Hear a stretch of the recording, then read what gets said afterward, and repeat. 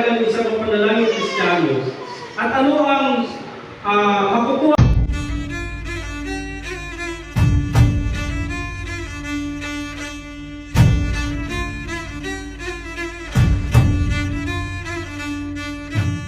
ng Kristiyano. Ano yung sinabi sa verses 1, 10 to 12. Ito yung sinabi. Nang malaman ni Daniel, binigdaan ng nanghari ang gayong utusan, umuwi siya. Lumuhod siya at nanalangin at nagpasalamat sa kanyang Diyos sa isang silid sa itaas ng kanyang tirahan, sa may bukas na bintanang nakaharap sa pamagitan ng mapanalangin Kristiyano. Verses 14 to 15. Nang malaman ito ni Haring Dario, na mabuhay ang mahal na hari.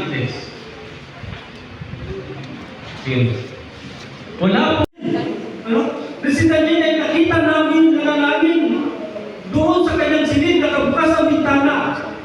Mahal na hari, siya ay lumabag sa inyong kautusan. Tingnan natin. Nakikita ang kadakilaan ng Diyos sa pamamagitan ng panalangin Kristiyano. So pagkatapos na mga nangyari ni Daniel, Kristiyano, tutupo yan. Ito yung sabi. At naging matagumpay si Daniel sa panahon ni Haring Dario at Haring Ciro ng Persia. Hindi naman po yan. Diyan